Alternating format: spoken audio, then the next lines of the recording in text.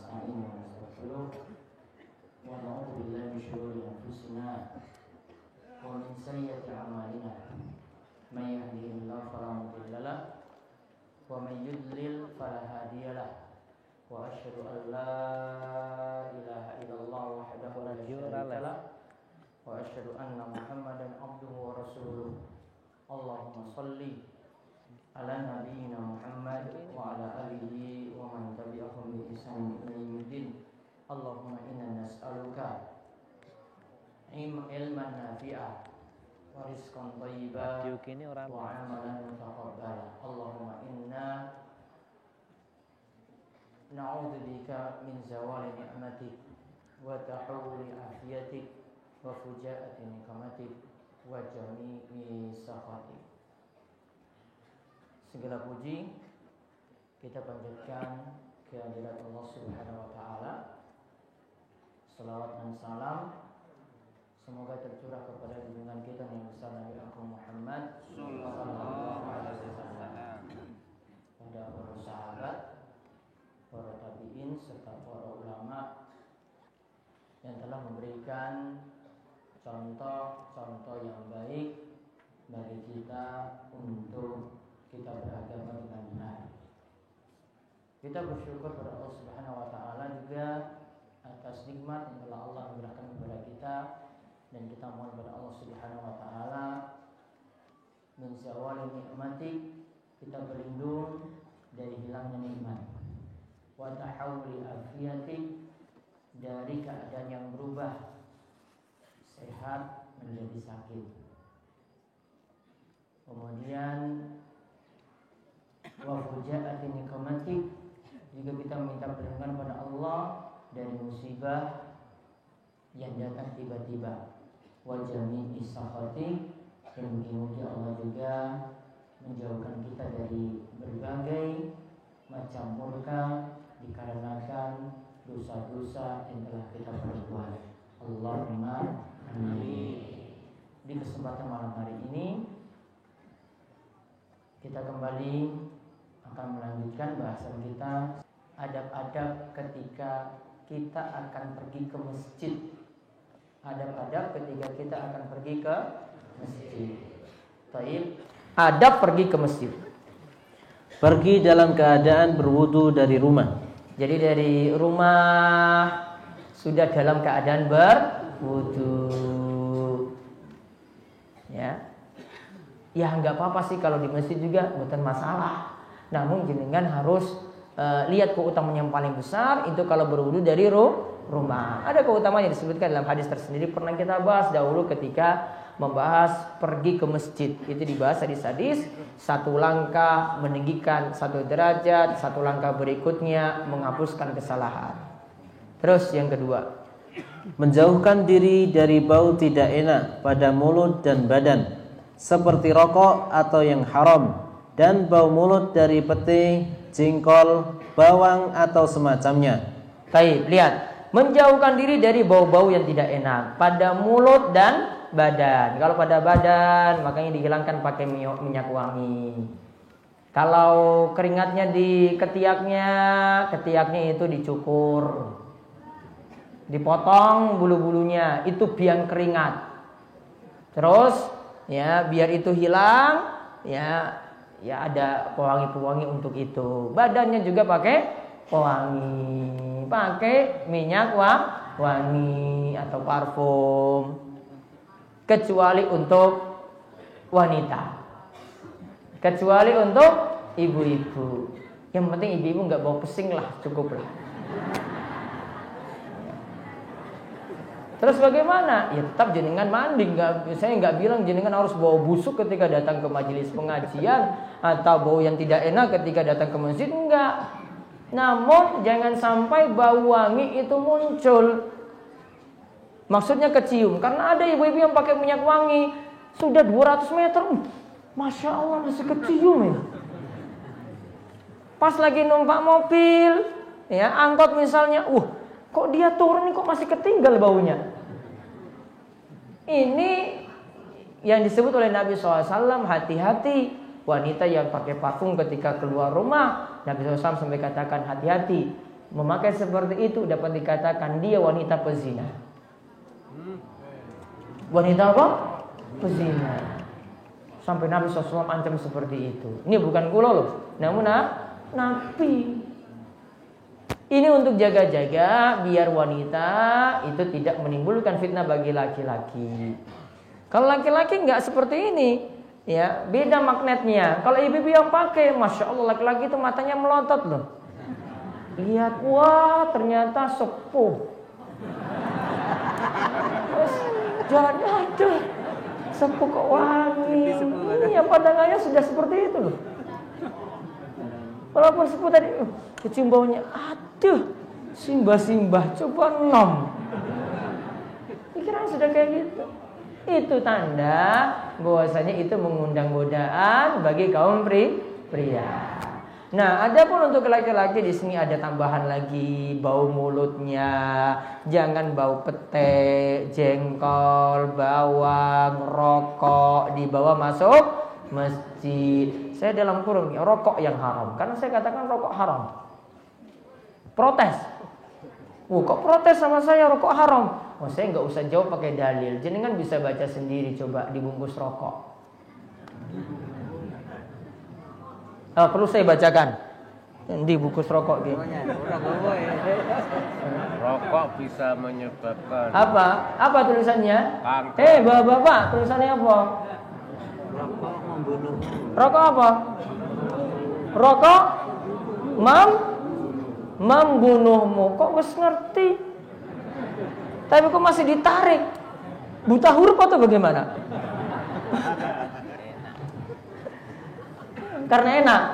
Jadi sudah enak jadi membuta. Sudahlah mata saya pura-pura nggak lihat saja gitu. Sudah saya pakai jawabannya dengan yang ada di bungkus rokok. Itu sudah jadi dalil. Saya nggak usah bahas panjang lebar. Kalau debat sama orang perokok gitu ngel-ngelannya itu lebih banyak daripada memanut pada dalil. Sudah saya nggak mau berdebat. Jadi kan mikir sendirilah. Jenengan itu merokok itu tidak manfaat untuk diri sendiri, tidak manfaat juga untuk istri, tidak manfaat juga untuk anak, tidak manfaat juga untuk lingkungan sekitar. Ya, tidak ada manfaat. Kalau ada manfaat pasti ditulis di bungkus rokok. Kegunaan rokok 1, menyehatkan istri. 2, menyehatkan anak. 3, menyehatkan orang sekitar. Ada seperti itu? Tidak. Kalau ada saya malam ini saya merokok juga. Ya. Saya suruh bapak merokok. Kalau ada kayak gitu loh. Karena itu pasti manfaat. Iya kan? Pasti manfaat. Kok nggak pernah ditulis kegunaannya, manfaatnya, khasiatnya. Namun cuma ditulis bahayanya. Cuma ditulis apa? Bahayanya. Berarti aslinya nggak ada manfaat. Mungkin Allah beri taufik dan hidayah supaya berhenti merokok. Amin. Men pabrik rokok bangkrut orang apa-apa. Masalahnya rugikan orang banyak. Ya. Biar yang warung-warung nggak jual lagi nggak apa-apa. Ya, merugikan orang banyak. Ya. Kalau warung-warung ya saya sarankan juga nggak jual malahan. Tahu warung yang nggak jual di Jogja, toko besar itu nggak jual rokok tahu? Ada. Terus ngerti apa tokonya? Pamela. Nah, tokonya Pak Nardi. Itu nggak jual rokok loh. Berkah nggak? Rokoknya tetap banyak ini nggak pelanggan nggak? Banyak. Nggak khawatir dengan rezeki itu hilang. Ya, nggak ada rokok sama sekali loh. Ini toko besar bukan toko kecil, dia bisa jual berselop-selop. Nggak jual sama sekali. Bercabang-cabang lagi. Nggak jual sama sekali loh. Tetap berkah. Makanya kalau mau berkah, mudah-mudahan di warungnya nggak ada rokok lagi. Amin. Terus yang ketiga, Bagi pria dianjurkan untuk memperbagus diri. Khudhu zinatakum inda kulli masjidin. Yaitu perintahnya, ambillah zinah kalian setiap kali mau pergi ke masjid. Artinya berhias diri, pakai pakaian yang bagus, bukan pakai kaos oblong. Mau pergi ke masjid, pakaiannya diperhatikan. Oh, ini pakaian proyek. Oh, ini saya pergi ke masjid pakai koko seperti ini. Ya, sudah ada pakaiannya. Oh, ini kotor. Oh, saya ambil pakaian yang bagus ini. Jangan masuk masjid dengan pakaian yang kotor. Walaupun itu nutup aurat. Ya, walaupun itu nutup aurat, enggak cukup nutup aurat, namun harus memakai pakaian yang lebih bagus terus.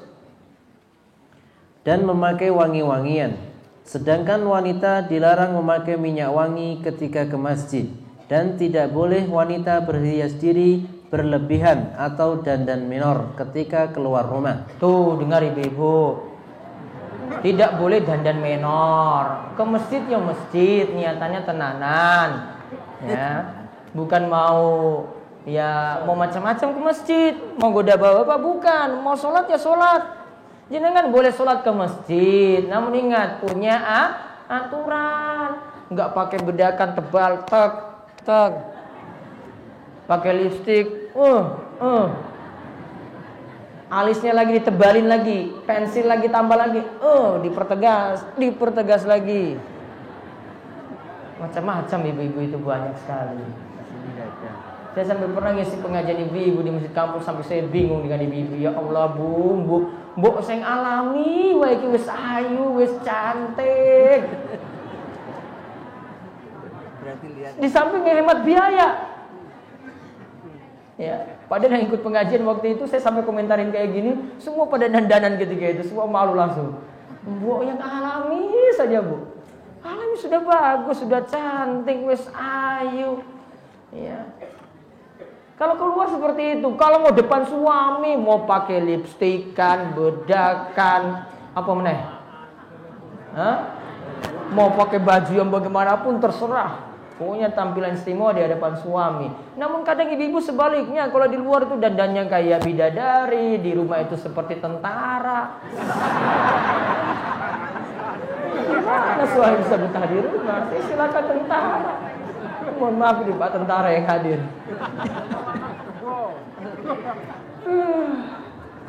Gimana saya betah di rumah? Sudah saya ingatkan dulu. Ya, kalau dengan suami itu penuhi 3 hal saja. Insya Allah uang jajan ibu-ibu akan ditambah. Apa kemarin? 3 apa? Mata. Penuhi apa? Perut. Berarti dikasih makan sing oke. Berarti kalau suaminya kurus-kurus berarti orang diurus. Terus yang kedua apa? Mata. Ya, dandan sing ayu, sing cantik. Ya, enggak kayak apa tadi? Tentara. Bau keringat. Mau dekati juga suami takut, bau asap dapur. Ya. Bau terasi. Bau lengan. Wah, macam-macam campur. Bapak gerguyu, tenang berarti nih ngomong.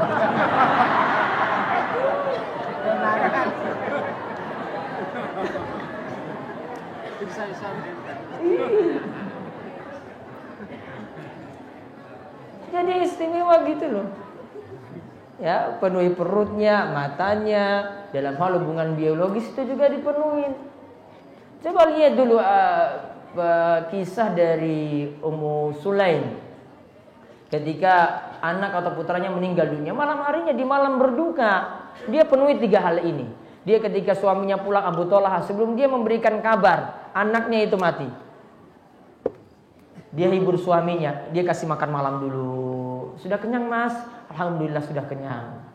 Setelah itu dia dandan cantik, dilihat senang. Kemudian akhirnya Abu Thalhah dengan istrinya Ummu Sulaim berhubungan di malam berduka, siang harinya tadi anaknya meninggal dunia. Ibu bilang ini orang waras itu. Tapi coba lihat sabarnya itu bukan main. Pelajarannya itu sabarnya Ummu Sulaim itu Masya Allah. Luar biasa. Setelah semuanya terpenuhi, 3 hal tadi terpenuhi. Perut terpenuhi, mata terpenuhi, hubungan intim terpenuhi. Baru Ummu Sulaim beritahukan pada suaminya baik-baik. Mas, gimana kalau ada barang titipan, dititipkan padamu, terus yang punya barang itu ngambil lagi. Ini barang titipan, Gi. Ada yang nitip helm. Terus setelah itu 1 jam kemudian ngambil lagi. Boleh nggak? Boleh. Maka si Abu Thalhah jawab, boleh, orang yang punya barang ambil lagi. Mohon maaf, anak kita telah diambil oleh Allah Subhanahu wa ta'ala. Masya Allah, saking sabarnya bukan main. Suaminya jelas marah. Kamu kok nggak beritahu, malah kamu layani saya, 3 hal ini terpenuhi. Lapor pada Rasul. Malah setelah itu Rasul doakan, mugi-mugi malammu itu seperti malam pertama, penuh berkah. Akhirnya dari situ Ummu Sulaim punya anak lagi. Dari anaknya ini lahir 8 atau 9 anak yang semua itu jadi penghafal Al-Quran.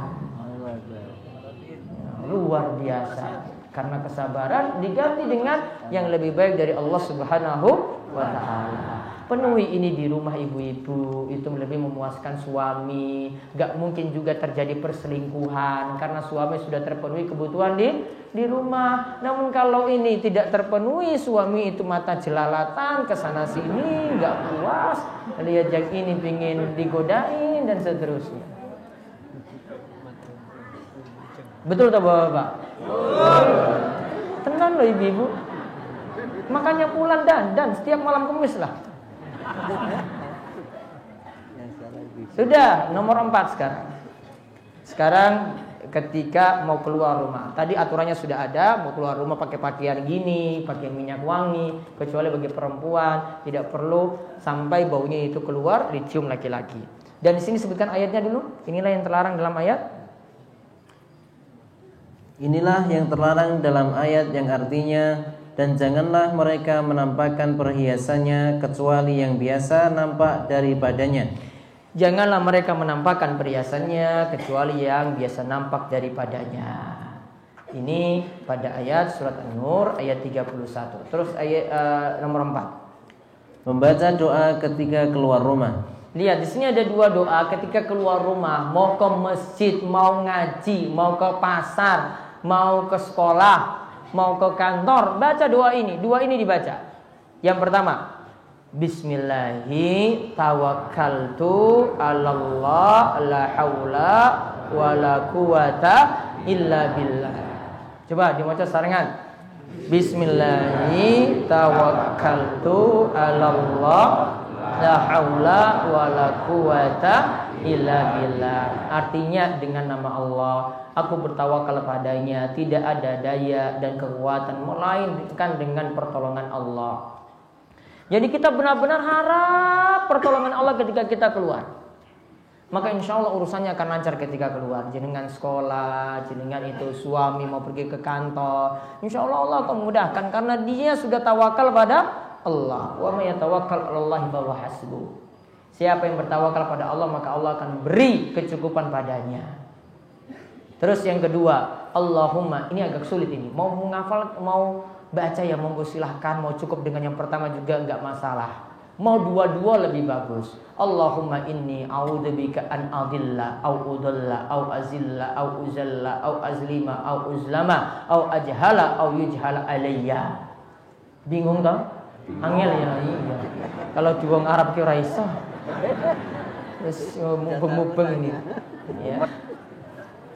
Allahumma inni a'udzubika an adilla au udalla au azilla au uzalla au azlima au uzlama au ajhala au yujhala alayya. Ini kalau dalam ilmu bahasa Arab ini dikenal fiilnya itu maklum menjadi majhul, maklum menjadi majhul dan seterusnya. Artinya, ya Allah aku berlindung kepadamu dari kesesatan diriku atau disesatkan orang lain, dari ketergelinciran diriku atau digelincirkan orang lain, dari menzolimi diriku atau dizolimi orang lain, dari kebodohan diriku atau dijahilin orang lain. Kemudian yang kelima, tidak menyela-nyela jari ketika berangkat dari rumah menuju masjid hingga salat dilaksanakan. Menyela-nyela jari, gini. Jari-jari ini dibuka, dimasukkan ke jari-jari yang lainnya. Ini namanya menyela-nyela jari. Lihat ibu-ibu, ngertos nggih? Apa jenenge iki? Mboten sekap. Niki lho. Apa Pak Arjo? Pak Arjo? Catokan. Catokan. Nah. Gini ya. Ini namanya menyilang-nyilangkan jari. Ini tidak boleh ketika jenengan keluar dari rumah menuju masjid, diam di masjid sampai pulang. Sama seperti, namun setelah ba'da sholat masih boleh, sudah boleh.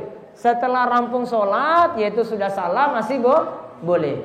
Atau gini-gini kan, krek, krek, krek. Ini ya. Niki nggih, ibu yang di bawah ngetos nggih? Nanti yang lainnya sampaikan ke yang di bawah. Besok kita harus ada layar baru bisa ngerti. Ini ketika lihat itu tadi ya, ketika berangkat dari rumah menuju masjid hingga sholat dilaksanakan. Ini nggak boleh menyela-nyela jari seperti ini, nggak boleh. Ya, kenapa? Karena Nabi SAW katakan orang dari rumah menunggu sholat sampai sholat sudah disebut sholat. Tidak boleh seperti ini. Beliau beri alasan seperti itu. Karena sudah dianggap sholat, artinya sudah dapat pahala sholat. Sederhana.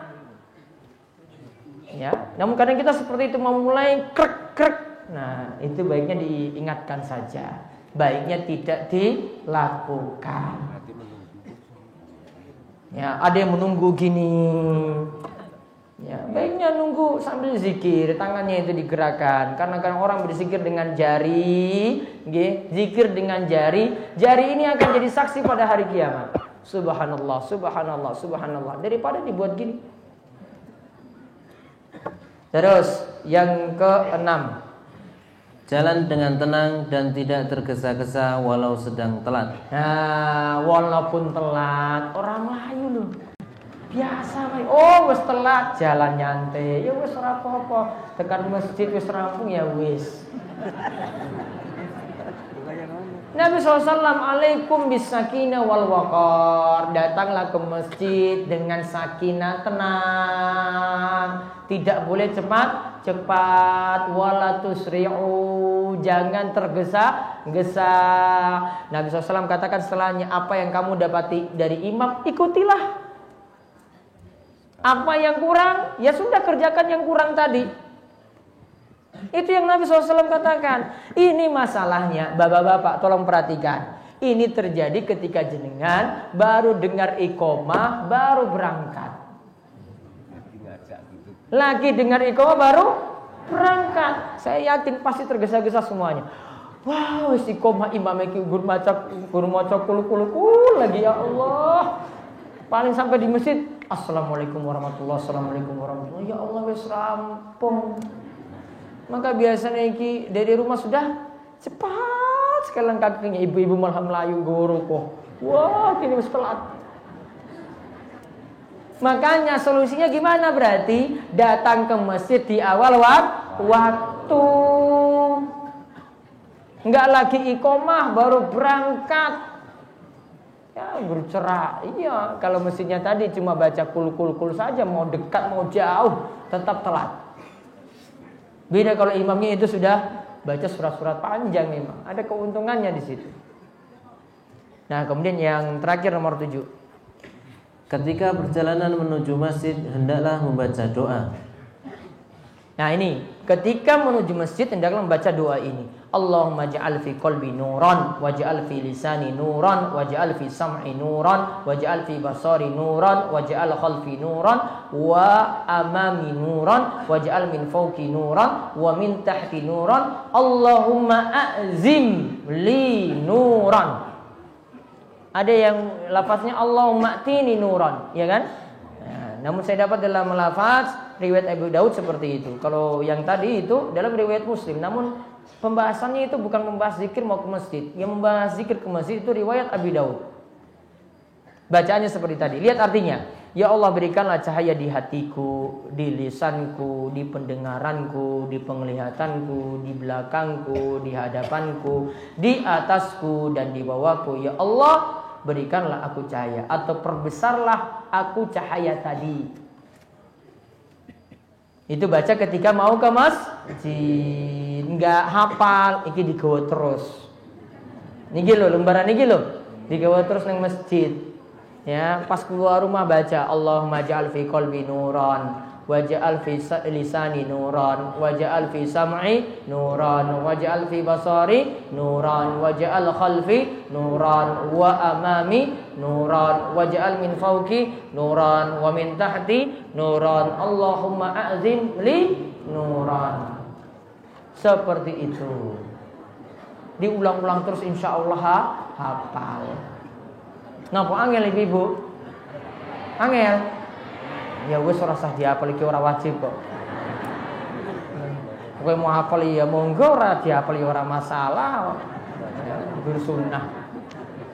Lebih baik itu untuk dihafal. Biar dapat cahaya, dapat petunjuk di hati, dapat petunjuk di penglihatan, pendengaran, dan seterusnya.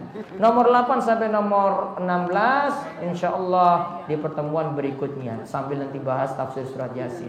Monggo jika ada yang ingin bertanya dipersilahkan, bisa bertanya langsung ataupun lewat kertas.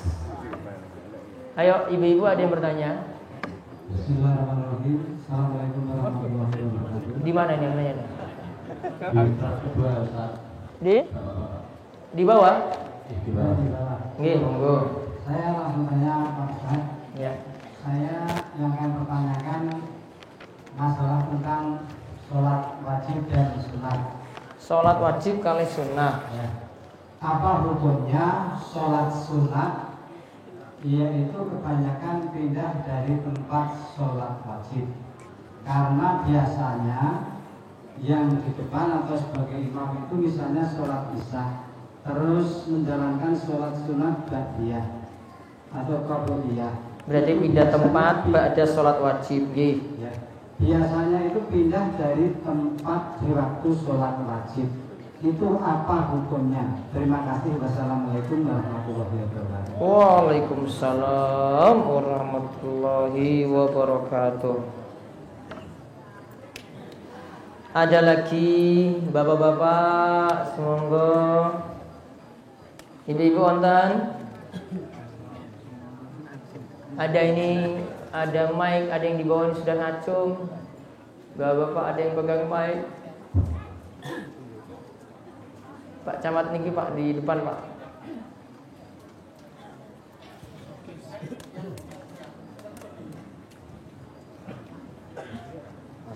Terus ibu-ibu yang tujuh hari dan monggo langsung. Waalaikumsalam warahmatullahi wabarakatuh.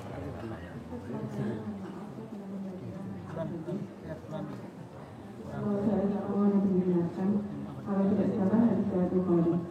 Sungguh benar-benar akan ada di kalangan umatku sekelompok orang yang menghalalkan zina. Sekelompok orang yang menghalalkan zina terus Sutra, homer, dan alat musik. menghalalkan apa tadi? Zina, sutra, khamar, dan alat musik.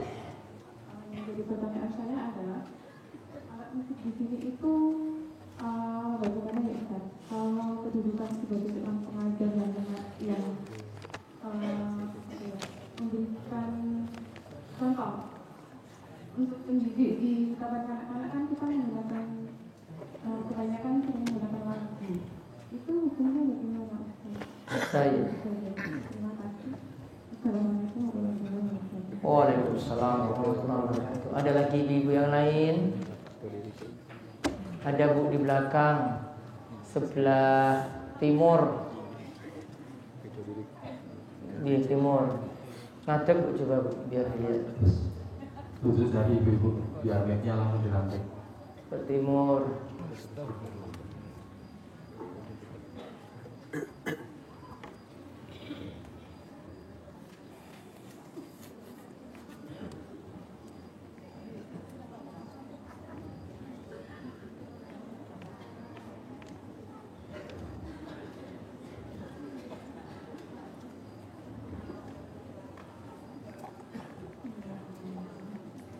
Assalamualaikum warahmatullahi wabarakatuh.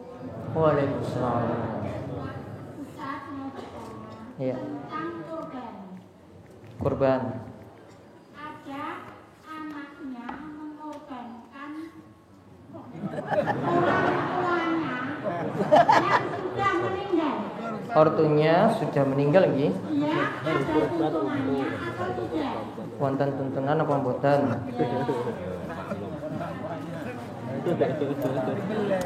Waalaikumsalam warahmatullahi wabarakatuh. Wonten malih Ibu-ibu?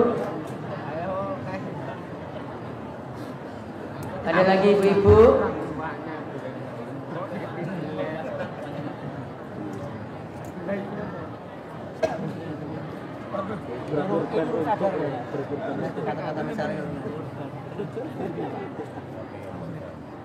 Ada Ibu-ibu? Ya. Assalamualaikum warahmatullahi wabarakatuh. Waalaikumsalam. Pak Ustaz, saya mau tanya, Iya, Bu. apakah kalau seorang yang sholatnya itu beliau terlalu amis, tapi apakah sholat itu apa atau tidak? Terima kasih. Ini nyinggung ibu kayaknya. Terus, konten pon? Masih satu Ustaz. Iya, tanya monggo.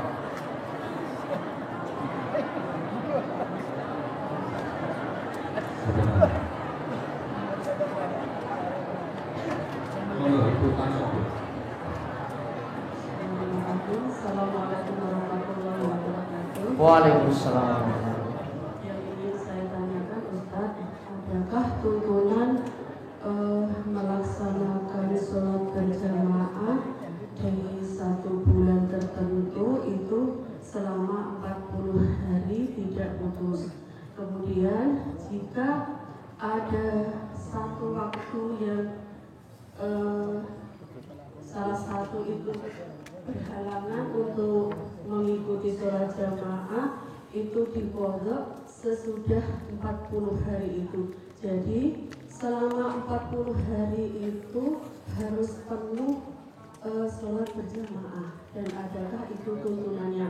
Ketika ditanyakan Pak Imamnya itu adakah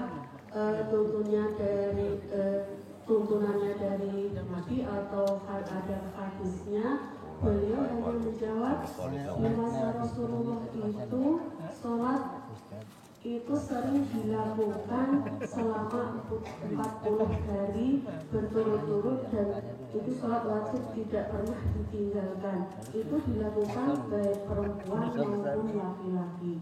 Baik. Baik Ustaz, Assalamualaikum warahmatullahi wabarakatuh. Waalaikumsalam. Ibu bapak ada bapak? Masih satu Ustaz. Bapak sekalian. Nggih, mic masih ada.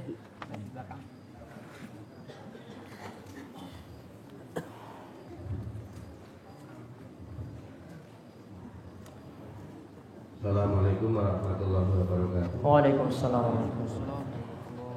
Mohon dijelaskan Ustaz tentang sholat berjamaah, perbedaannya antara di musola dan di masjid. Mengingat di wilayah kami ini ada yang berjamaahnya di musola dan ada yang ke masjid. Apakah yang di musola ini pahalanya lebih kecil atau bahkan tidak termasuk kewajibannya mendatangi masjid? Yang kedua kalinya, mohon brosur yang akan datang diterbitkan tentang aturan korban mengenai kulit Ustaz, karena tentang kulit ini sangat rawan di jamaah-jamaah di wilayah yang orangnya palon-palon, ada yang ada yang belum, sehingga sering menjadikan pro dan kontra. Untuk itu mohon dengan hormat bisa diterbitkan hadis-hadis sahihnya yang nanti memperkuat tentang cara pengelolaan korban, sehingga dalam hal korban ini bisa dilaksanakan dengan tertib dan tanpa menimbulkan masalah. Terima kasih. Assalamualaikum warahmatullahi wabarakatuh. Waalaikumsalam warahmatullahi wabarakatuh. Baik, untuk jawaban pertanyaan saya sebutkan pengumuman pengawasan dulu biar nanti nggak kelupaan. Khutbah Jumat Legi di Masjid Baitur Rahim Kelampok, betul ya? Kemudian dilanjutkan kajian keliling di Giri Purwo Barat niki ten pundi? Masjid Al Falah. Karangnongko. Kemudian kajian malam Sabtu pada Isya seperti biasa tetap ada di Masjid Al-Azhar Karangrecek. Kemudian untuk Ahad Pon kajian Aisyah Panggang, ya, kajian PCM dan Aisyah Panggang bertempat di Mintaos, ya, dan di ke selatan. Kemudian malam Senin itu di Masjid Al-Muttaqin Pucang pada maghrib. Sedangkan malam Senin pada Misa nanti kalau tidak salah di Masjid Al-Huda Sawah.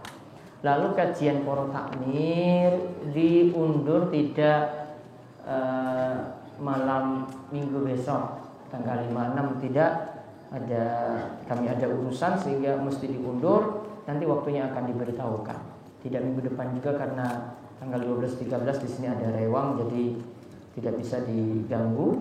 Nanti tanggalnya itu menyusul. Baik, kita lihat beberapa pertanyaan. Sholat wajib dan sholat sunnah itu dianjurkan pindah tempat. Tujuannya untuk memisah di antara sholat wajib dan sholat sunnah. Maka biasanya kalau bapak-bapak itu sholat di masjid nih, jenengan kalau sholat di masjid ini tempat sholat wajibnya, maka kalau untuk sholat sunnahnya itu baiknya pindah tempat. Entah itu pindahnya nanti ke kanan atau ke kirinya atau mundur ke belakang. Tidak di tempat seperti dia sholat wajib. Dalilnya pernah Nabi SAW itu menyampaikannya kepada Muawiyah, dan Muawiyah itu mendengar langsung.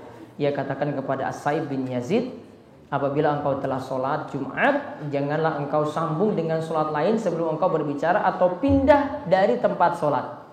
Demikianlah yang Rasulullah SAW perintahkan pada kami. Beliau SAW itu bersabda, Allah tuwasola sholatun hatta natakallama au nakhruja. Janganlah menyambung satu sholat dengan sholat yang lain sebelum kita berbicara atau pindah dari tempat sholat. Jadi baiknya ketika itu pindah tempat. Kemudian ada hadis riwayat Bukhari. Ya benar, hadis ini diriwayatkan oleh Imam Bukhari, yaitu nanti di akhir zaman muncul sekelompok orang yang menghalalkan zina, menghalalkan sutra, menghalalkan khamar, dan menghalalkan alat musik. Hadis ini secara sanad itu adalah hadis mu'allaq. Mu'allaq itu artinya tanpa sanad. Namun para ulama itu katakan sanad hadis ini bersambung sehingga hadis ini bisa diterima. Ya, dan ini jadi dalil zina itu haram, sutra itu haram, khamar itu haram, dan juga termasuk yang bermasalah di sini adalah alat musik. Sehingga nanti bisa jadi renungan juga. Nanti silakan ibu melihat ayat-ayat berikut ini. Ini para ulama membahas ayat ini ketika menyinggung tentang alat musik. Nanti lihat di surat Luqman ayat 6-7. Di situ disebutkan lahwal hadis. Wa minan nasi may yashtari lahwal hadis liyudilla an sabilillah.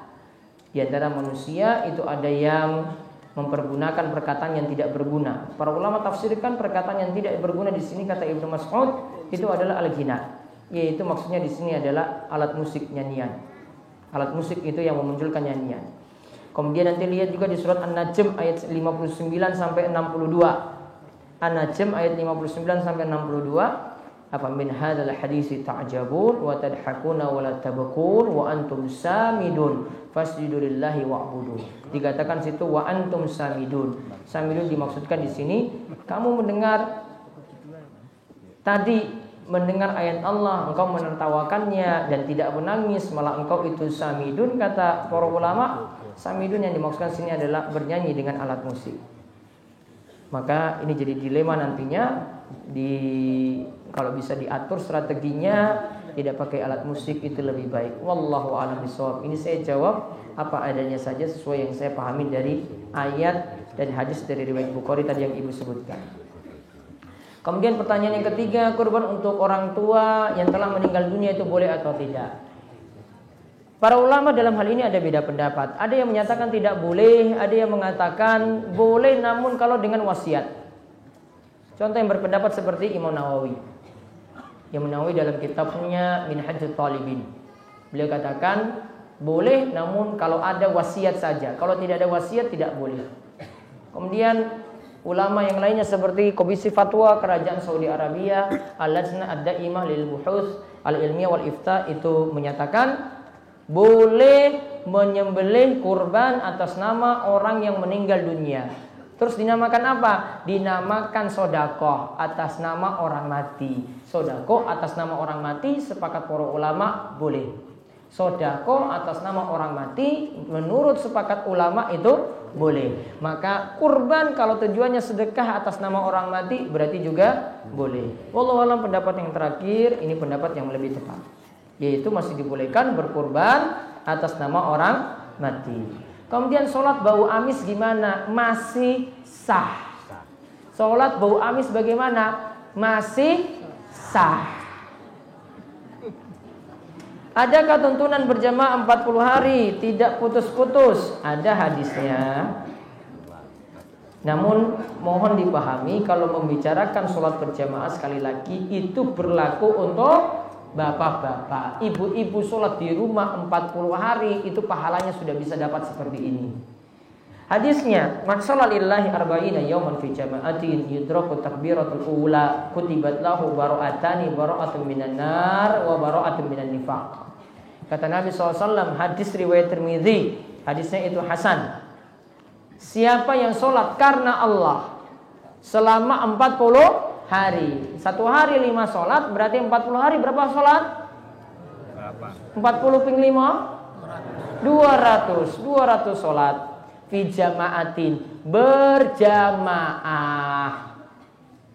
Yudraku takbiratul ula, tidak telat dari takbiratul ihram. Berarti kalau jadi makmum masbuk nggak dapat keutamaan ini. Syaratnya apa di sini? Jadi tak dapat takbiratul ihram. Jadi kalau telat-telat rakaat kedua baru dapat atau rakaat terakhir baru dapat, tidak dapat sini. Cari lagi 40 hari, cari lagi 200 sholat. Dikatakan berturut-turut yang dimaksud dalam hadis ini. Keutamaannya gimana? Dicatat baginya 2 keutamaan. Yaitu yang pertama terlepas dari siksa neraka. Yang kedua terlepas dari sifat munafik. Terlepas dari sifat munafik. 2 kata keutamaan ini dapat. Catatannya tadi apa? Sholat selama 40 hari. 40 hari. Ya. Apakah perlu diqadha kalau ini? Enggak perlu diqadha. Ya, cukup nanti dia ulang lagi 40 hari lagi. Kecuali kalau ada uzur. Wallahu a'lam.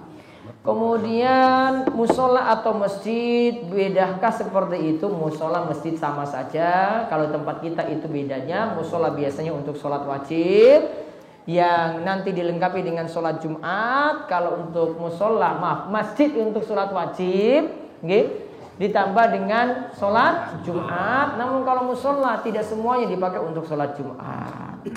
Sedangkan kulit untuk hewan kurban, ya itu nanti insya Allah akan kita bahas tersendiri. Nanti menjelang Idul Adha insya Allah ada kajian kurban secara tersendiri, kami nanti akan siapkan.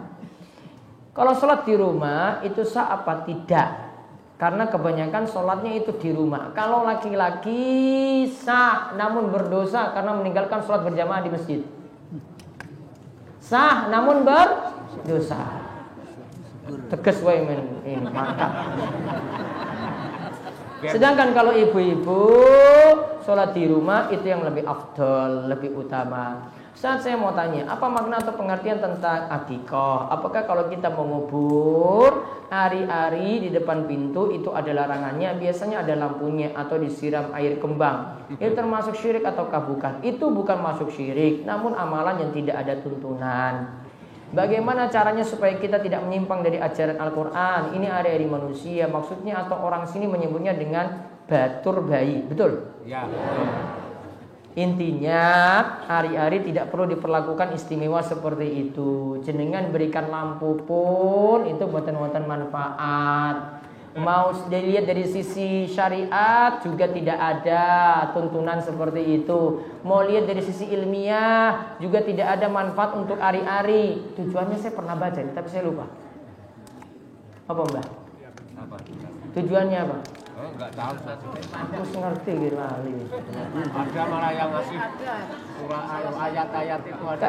Biar bukan makan binatang, biar enggak, karena ari-ari selama itu masih ada, karena biasanya kan jadi satu dengan perut. Jadi biar nggak terpisah dari yang punya, yaitu anak tadi. Allah masih ada keyakinan yang lainnya lagi. Intinya tidak masuk sampai syirik. Ini bukan syirik akbar, ini bukan syirik asghar. Namun kalau orang itu beranggapan sial jika tidak ditanam di depan pintu, itu baru jadi masalah. Bisa jadi masuk syirik. Kalau menganggap kalau tidak ditanam, anaknya nangis terus, nanti ada yang ganggu. Wah, ini baru jadi masalah kalau keyakinan seperti ini muncul. Namun intinya tidak perlu seperti itu.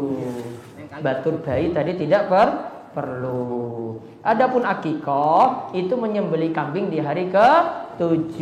Tidak mampu di hari ke-7 kata para ulama Syafi'iyah, di hari ke-14. Tidak mampu di hari ke-14, di hari 21. Tidak mau di hari 21, 28, 28. Tidak mampu di 28, selapan. Tidak mampu di selapan, setahun. Tidak mampu setahun, ya wes karepmu mau kapan mau silahkan.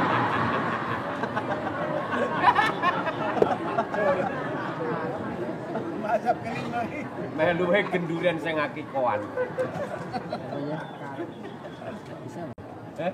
Ngerombol jenenge. Kaya Ustaz Pak Jayan iki. Sasi Ramadan ora poso melu Surabaya jenenge wong ngerombol. Di sini ada roti dari tetangga kami non muslim. Roti tersebut ini dalam rangka selamatan kematian dari istrinya. Tulisannya gini di dalam rotinya itu. Atas nama Tuhan yang dia sebut, moga Tuhan memberkati kita. Tapi tulis nama orangnya dulu di atasnya. Pertanyaannya, halal apa haram roti tersebut bila kami makan? Kalau nggak mau dimakan ya monggo silakan. Ya, namun baiknya karena sudah terlanjur diterima, ya alangkah baiknya dimakan. Mana lagi mau saya jawab ini? Lanjut. Rezeki. Intinya dari sisi zat itu tidak masalah. Namun seorang muslim harus menunjukkan saya tidak setuju dengan hal itu. Jadi dia mau timbang yang monggo, kalau mau kasih ke orang lain juga mungkin lebih baik. Tanya Pak Ustadz, apakah benar uraian tentang surat Yasin di atas karena sudah dijadikan dalil di tempat kami? Apabila orang yang lapar lalu membaca surat Yasin dengan khusyuk maka Allah akan mengenyangkannya. Hadisnya dhaif. Apabila ada orang yang susah lalu membacakan surat Yasin maka Allah menghilangkan kesedihannya. Saya tidak tahu hadisnya juga. Apabila ada orang yang mempunyai hajat maka Allah akan mengabulkannya. Wallahu a'lam. Ini hadisnya enggak tahu juga di mana. Apabila surat Yasin dibaca pada waktu pagi maka Allah akan melindungi sampai waktu sore. Ini juga tidak disebutkan hadisnya. Apabila surat Yasin dibacakan untuk suatu kaum maka kaum tersebut terbebas dari penyakit, wabah, malapetaka. Kenapa enggak surat lain? Ya, kok surat Yasin terus? Apabila surat Yasin dibaca waktu malam maka Allah akan melindungi hingga waktu pagi. Yang ada baca zikir petang, Allah lindungi sampai pagi hari. Baca bismillahirrahmanirrahim la yadurru ma'asmihi syai'un fil ardi wala fis sama' wa huwas samiul alim. Itu dilindungi sampai pagi. Sedangkan surat Yasin ini tidak disebutkan dalilnya di sini. Kalau tadi jelas hadisnya sahih. Lalu apabila ada orang jahat meninggal lalu dibacakan surat Yasin maka siksa di alam kubur diringankan oleh Allah. Wah, mau kirim bagaimana? Dia sudah mati dalam keadaan kamu bilang itu jahat, ya. Dia masih dalam keadaan masyiatullah. Kita cuma bisa doakan saja. Yasin, baca Yasin bukan doa. Ya, baca Yasin itu bukan doa. Sehingga saran saya doakan saja untuk orang ini, dia lebih banyak butuh ampunan. Maka yang diajarkan oleh Nabi SAW ketika ada orang yang meninggal dunia, beliau itu baca, ya Allah jika memang orang itu adalah orang yang baik, tambahlah kebaikannya. Namun jika dia itu orang yang jelek, ya Allah ampunilah kesalahan-kesalahannya. Kalau itu orang yang baik, ya Allah tambahkanlah kebaikan untuknya. Kalau itu orang jelek, ya Allah ampunilah kesalahannya. Doa sudah cukup. Doanya bunyinya in kana muhsinan fasid fi hasanati wa in kana musian fatajawaz anhu. Jika itu adalah orang baik maka ya Allah tambahkanlah kebaikannya. Jika itu orang jelek maka ampunilah kesalahan-kesalahannya. Apabila surat Yasin dibacakan bagi orang baik yang meninggal dunia maka rohnya tenang di alam kubur. Baca surat lain juga akan menenangkan. Tidak selamanya dengan surat Yasin. Intinya di sini tidak pakai riwayat, cuma dicantumkan saja tentang fadilahnya, butuh penelitian. Intinya para ulama menyatakan hadis-hadis yang membicarakan keutamaan surat Yasin itu seputar hadis-hadis yang dhaif atau seputar hadis-hadis yang lemah. Tunggu nanti kajiannya ketika kita bahas surat Yasin lagi nanti dari awal insyaallah. Itu saja yang kita bahas. Ya mungkin manfaat. Sekali lagi kajian takmir belum gini? Kajian takmir belum, tunggu nanti pengumumannya. Dan yang terakhir kami mohon maaf untuk proposal kurban terlebih dulu kami tidak menerima karena masih ada urusan yang lain di DS yang mesti dirampungkan ya biar kita bisa mengurus urusan yang lain juga karena ada masjid dan yang lainnya yang mesti diurus. Nanti urusan kurban nanti insyaallah menyusul. Demikian ibu-ibu pulang dengan tenang. Malam ini belum bisa dibagikan pakaian bekas dulu ya, karena itu sebenarnya cuma cuci gudang saja. Jadi tidak untuk malam ini dulu karena belum dibagi sudah pada ngantri. Nanti saya tunggu sepi dulu kajiannya baru dibagikan. Nah, kita tutup kalian doa kafaratul majelis. Monggo. Subhanallah. Assalamualaikum warahmatullahi wabarakatuh.